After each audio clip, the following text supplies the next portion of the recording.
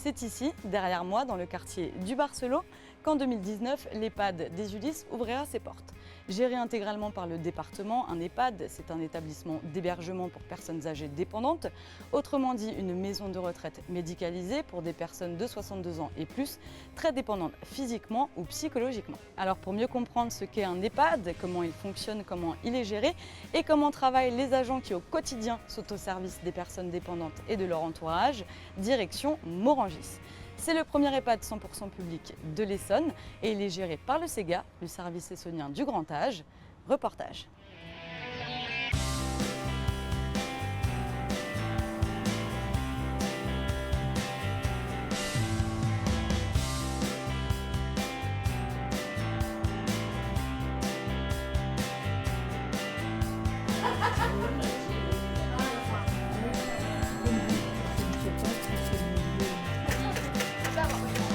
Un EHPAD, c'est fait pour accueillir des personnes qui ne peuvent plus être maintenues à domicile. Et bien souvent, on a des familles qui sont à bout de souffle, qui sont épuisées et qui demandent à leurs parents ou qui demandent à ce que leurs parents viennent en maison de retraite pour pouvoir, elles, mieux s'en occuper finalement en étant à l'extérieur et en venant de temps en temps dans la maison. Mais quand vous avez une personne comme le cas de ma mère, elle a Alzheimer, donc pendant 6 ans on l'a traitée, mais il arrivait un moment où on ne peut plus la garder chez elle, parce qu'évidemment il y avait du gaz. Elle partait faire des courses, elle laissait le gaz allumé, donc on a décidé évidemment de la mettre en maison. Mais il arrive un moment, elle ne va plus reconnaître personne, et pour les familles c'est dramatique, quoi, parce qu'on se retrouve dans des situations que la personne que vous allez voir ne vous reconnaît plus. C'est quand même quelqu'un, c'est vos parents quand même.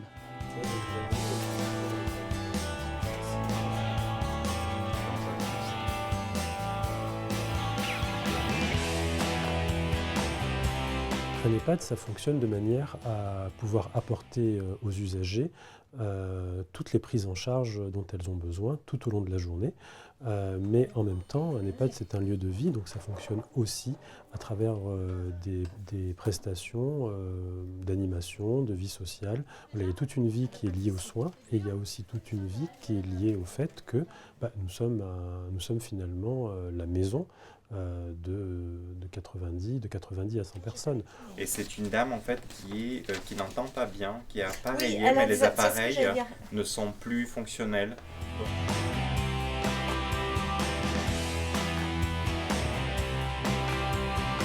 L'établissement est médicalisé parce qu'il y a la présence effectivement d'infirmières, donc une infirmière de jour, et des aides-soignantes qui ont reçu une formation pour prendre soin des résidents. Voilà. Alors, hop, c'est parti. Je tartine. J'espère qu'à ce coup-là, ça va se soigner. arranger.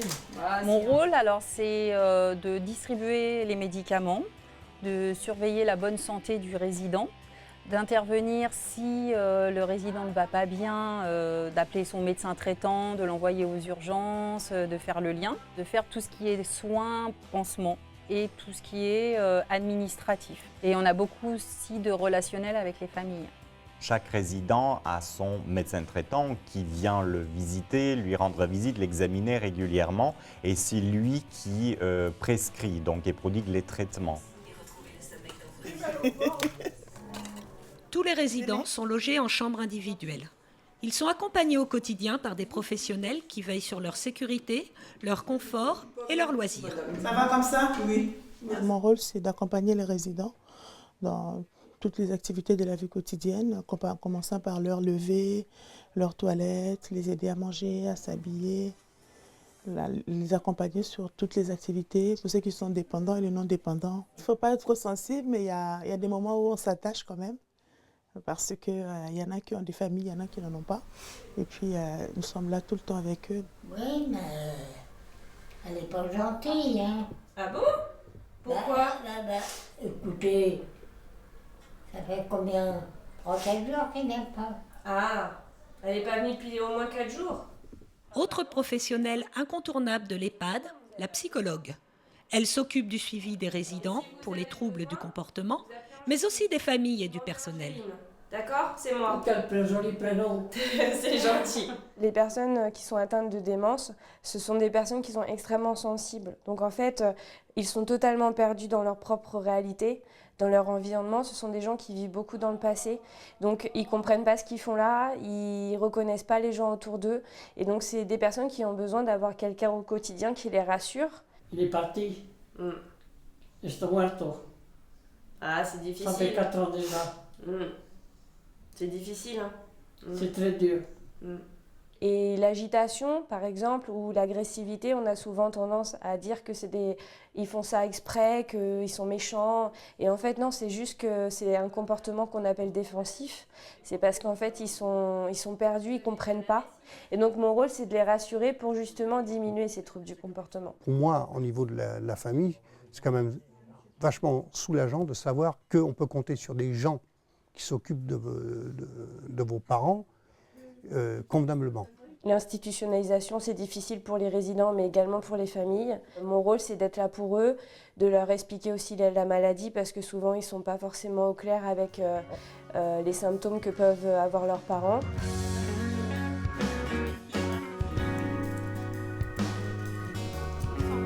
On va le remplir 2 fois, d'accord? Ok?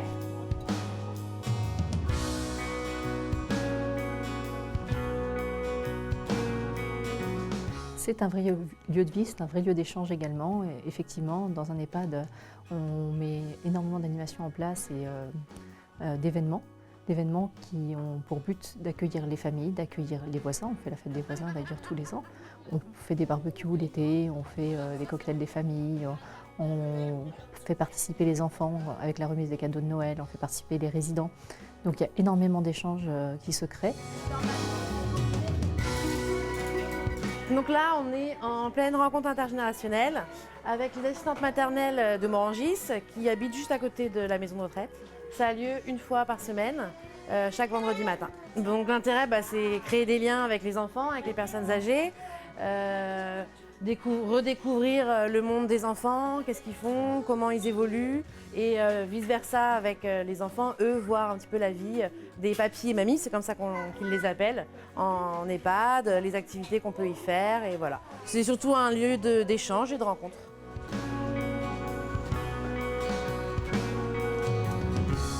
L'EHPAD de Morangis bénéficie d'un accueil de jour, comme ce sera le cas aux Ulysses. L'intérêt ? Reposer les familles et habituer les seniors à incorporer une structure. À l'âge où beaucoup travaillent encore ou mènent une retraite active, eux souffrent de la maladie d'Alzheimer. L'accueil de jour, c'est un lieu où on va pouvoir accueillir des personnes qui ont une démence, type Alzheimer ou Parkinson. Et donc le but, c'est que toute la journée, on va faire des activités diverses, jeux de mots, jeux de mémoire, pâtisserie, cinéma. Et ça va leur permettre de garder un minimum d'autonomie aussi. On fait beaucoup d'activités du quotidien et de pouvoir soulager les familles, ce qui est très important.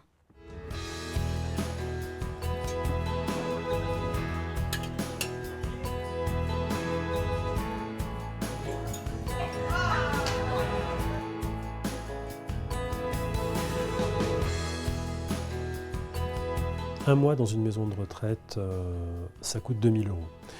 Ça coûte à peu près 1 850 € pour le tarif hébergement, ce qui est payé directement par l'usager.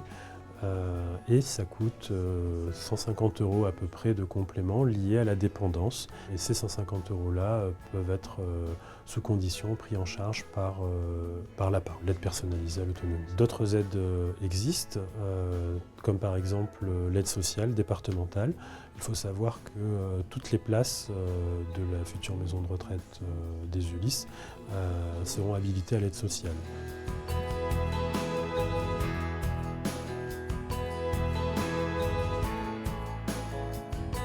Plus de 60 emplois directs et 15 indirects pourraient être créés.